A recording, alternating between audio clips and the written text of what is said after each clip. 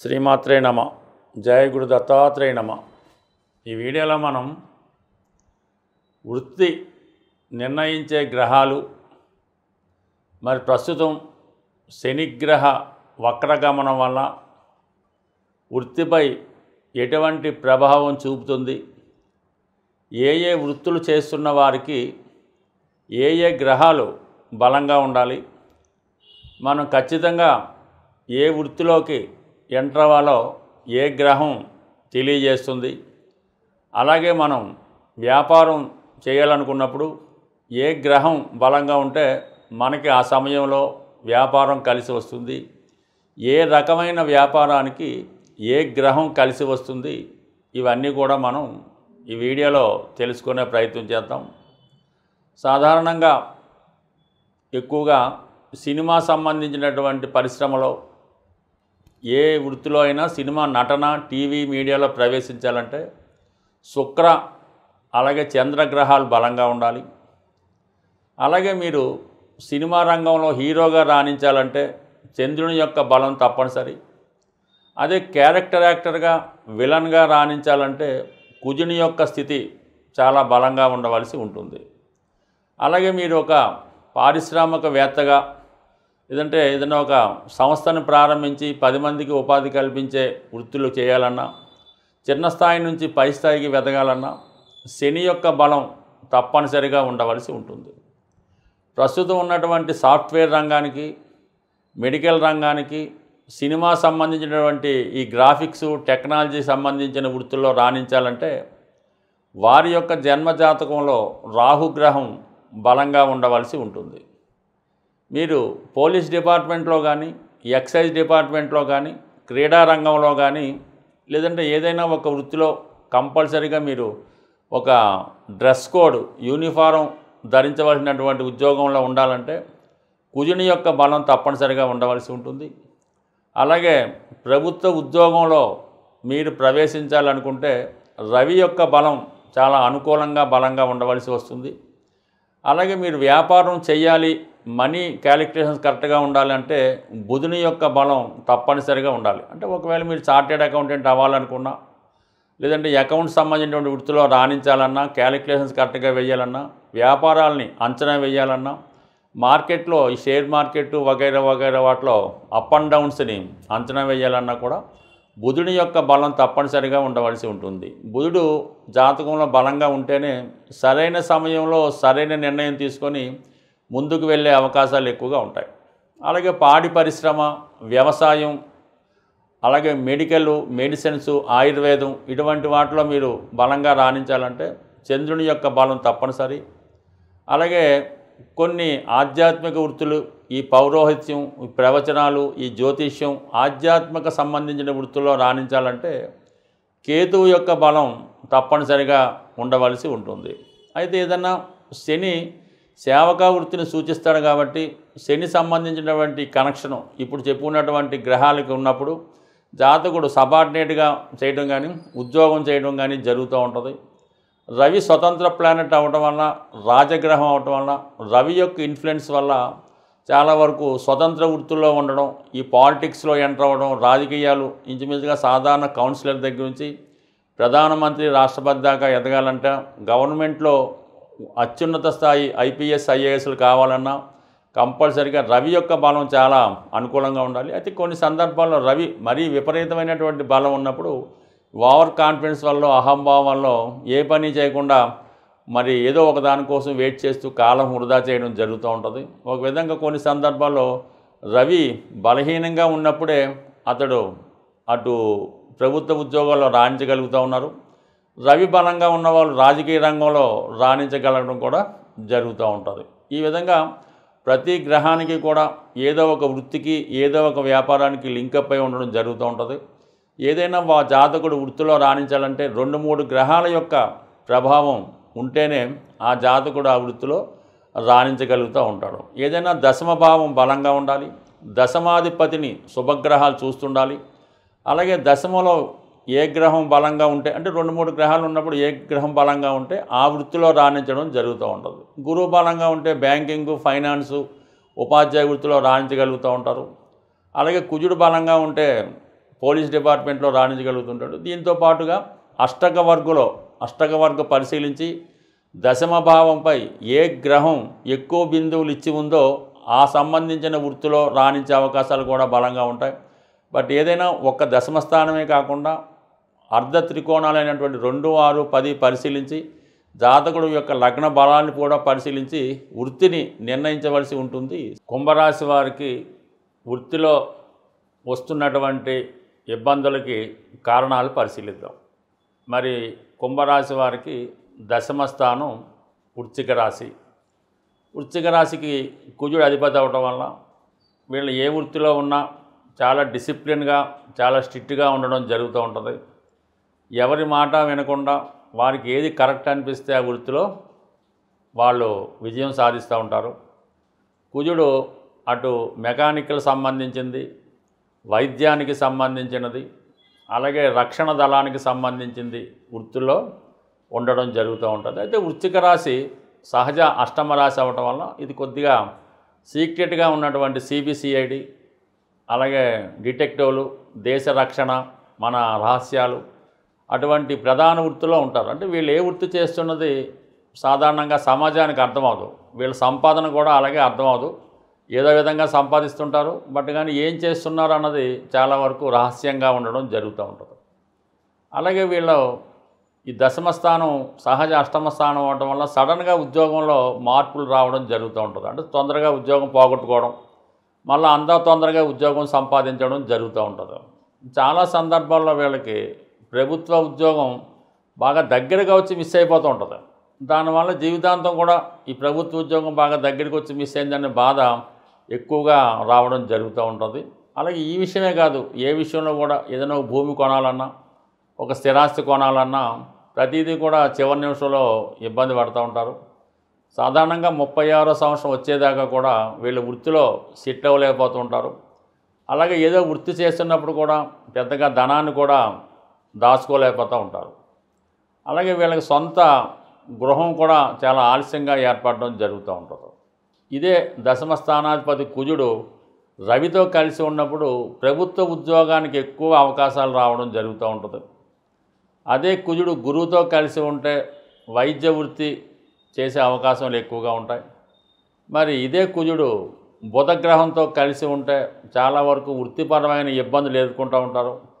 ఏదో కారణం వల్ల వృత్తిలో మోసపోవడం, ఉద్యోగాలు ఇబ్బంది పడడం ఇలాంటివన్నీ కూడా జరుగుతూ ఉంటాయి. అంటే వీళ్ళకి సహజంగా వృత్తి కారకుడు శని అవుతుంటాడు. ఆ శని రాశ్యాధిపతి అవడం వల్ల వీళ్ళు సాధారణంగా చిన్న స్థాయి ఉద్యోగంలో ప్రవేశించి అంచెలంచెలుగా ఎదగడం జరుగుతూ ఉంటుంది. అంటే ఇక్కడ రాశ్యాధిపతిగా ఉన్నటువంటి శనికి దశమ స్థానాది కుజుడికి పరస్పరంగా వాళ్ళు ఒకరికొకరు బాధక గ్రహాలు అవటం వల్ల ఈ 2 గ్రహాలు చాలా విభిన్నంగా జాతకుడి మీద తన ప్రభావాన్ని చూపడం జరుగుతూ ఉంటుంది. అంటే ఒకటి బాగుంటే ఒకటి బాగోపోవడం జరుగుతూ ఉంటుంది. వృత్తి బాగుంటే ఆ ధనం కరెక్ట్గా ఉండదు, ధనం ఉన్నవాడికి సరైన వృత్తి ఉండదు. ఈ వ్యాపార పరంగా వృత్తిపరంగా చాలా ఒడిదుడుకులు ఎదుర్కోవడం జరుగుతూ ఉంటుంది.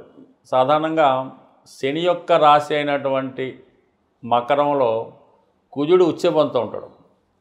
అదే కుజుడు యొక్క రాశి అయినటువంటి మేషరాశిలో శని నీచ పొందుతూ ఉంటాడు. అంటే మొత్తం మీద ఈ రాశి వారికి కుజుడు ఎంత బలంగా ఉంటే వాళ్ళు వృత్తిలో అంత బాగా రాణిస్తారు.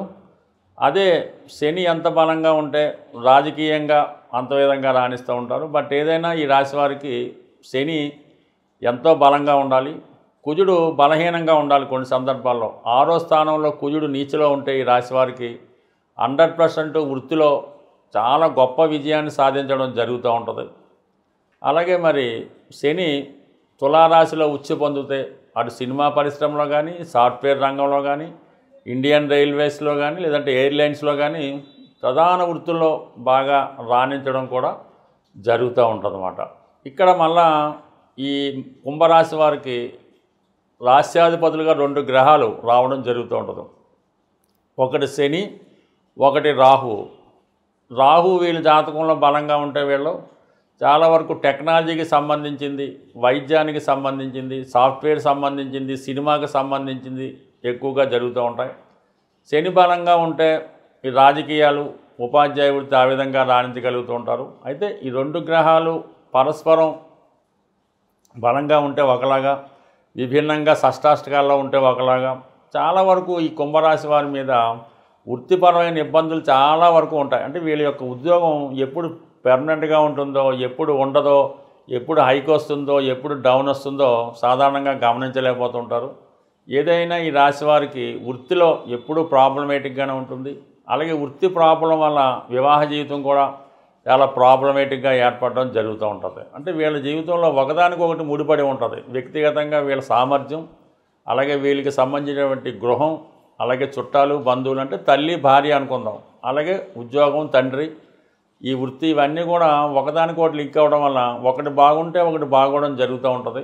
లేదంటే ఒకటి పాడైతే అన్నీ పాడవడం జరుగుతూ ఉంటుంది. బట్ ఏదైనా ఈ కుంభరాశి వారికి కుంభరాశి యందు శుభగ్రహం ఉంటే వాళ్ళ జీవితం చాలా వరకు హ్యాపీగా వెళ్తుంటుంది.